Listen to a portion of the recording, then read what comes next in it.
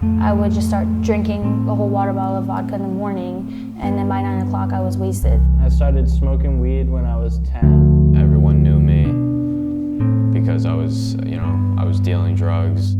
I think recovery is more than just the abstinence from drugs and alcohol. Even if you have absolutely nothing, recovery is still there. Kind of like a coming back to your senses sort of thing.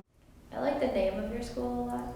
Liberty Prep. Liberty Prep. So I think at one point it was called Springfield Recovery, but that put such a label on us that, you know, the kids, Liberty Prep Academy.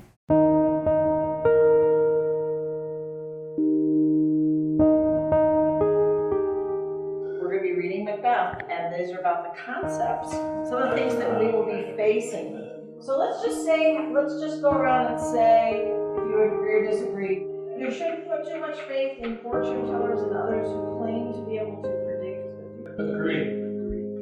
People who are involved in criminal activities can still feel love, fear, and concern for other people. Agree. Some of our kids are here long term, and then we have a partnership with a newly opened, they opened last May, residential, short-term residential program for boys in recovery.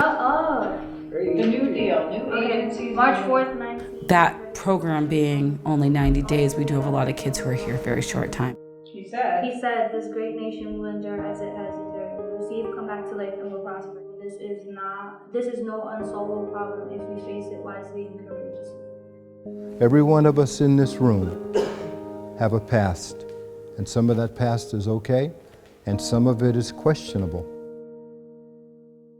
I actually have to go to court soon. I have to make a statement against my parents. I have until I'm 18 to do so because I was abused as a child.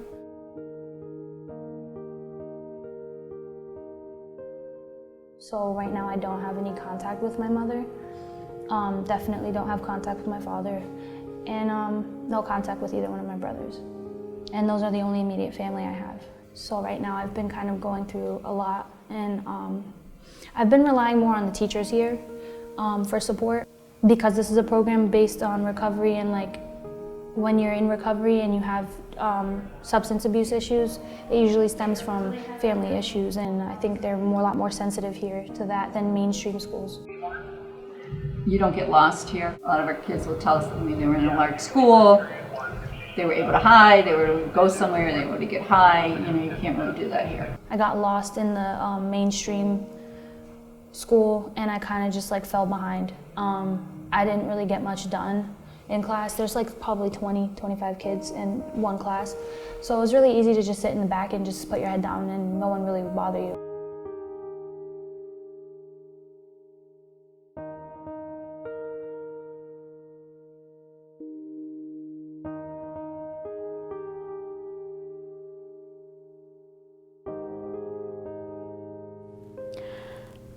I'd like to see more kids in recovery ed that want to be and that are not forced to be, that say, you know what, I need this as part of the process. When they set up the recovery high schools, one of the things that they didn't do was put transportation in the bill. If they're in a group home, they get transportation, but if they're not, sometimes they just can't get here on their own. And you know, there's a lot of cultural factors. There's in some cultures, you don't put your business out there, and sending your child to a recovery school means putting your business out there. Parents have a hard time admitting it, I think.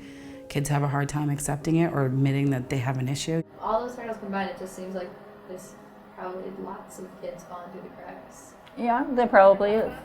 Obviously, there's more than our number of students in Western Mass who have drug issues. How to overcome all of these issues, you know, it would take more than me. all right, I'll be back. You take up the Dunkin' Donuts. I was gonna run earlier, but I didn't, and I'm happy because I get to go to Dunkin' Donuts. It's more than teaching, you know, it's like these kids, they need more. They need someone to talk to, some of them just need to feel like someone cares.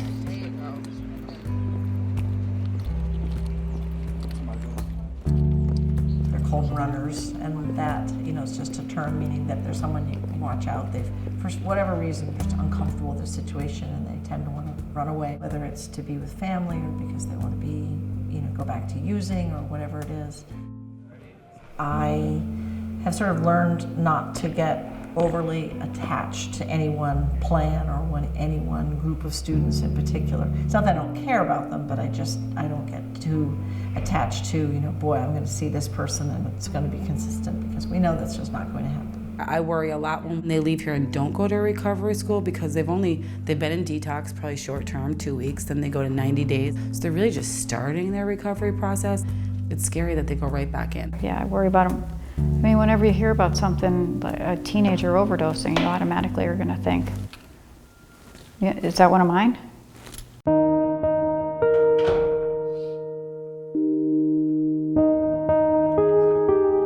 Are you proud of yourself? Yeah, but it's hard sometimes. Sorry. It's okay.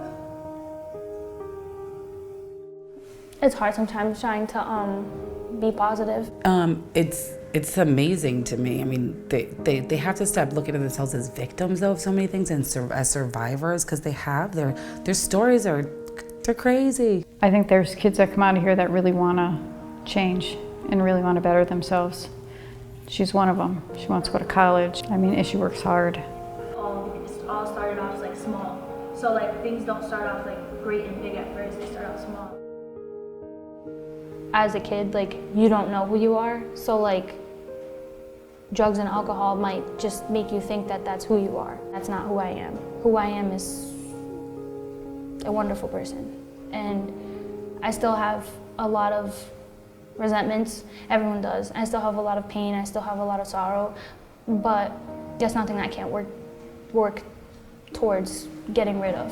So I think I just need to give it time, and I think anyone who's young who gets into drugs and alcohol, I think they just need to give it time. Most of our students here come from a program house, and they come and go from there.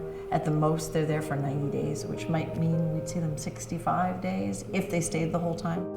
A lot of times it's like parents and families don't want to see their kids as broken, so they, send them to recovery, get them right back on their feet, and get them right back into their regular school. And it's like a 70-something% that relapse, where in recovery ed it's more like 30. So today's Chance's last day. Yep. Most of the students, if they've gotten to the point where they've been placed at a facility, at a program, that means that they've really exhausted all their local options. In Chance's case, he was with us, then he went away, then he came back. But you just hope that it sticks with them for sure. Going back to North Shore Recovery High School in Beverly, which is next to the town he lives in. And he was there when he left last time, relapsed and came back. So I just went out to the van and told him I hope I only see him when I visit North Shore Recovery High School. And do you have hope that when kids leave here, they can stay sober? Yeah, I mean, that's the goal. Do you think Chance can make good choices? Yeah, Chance can make it.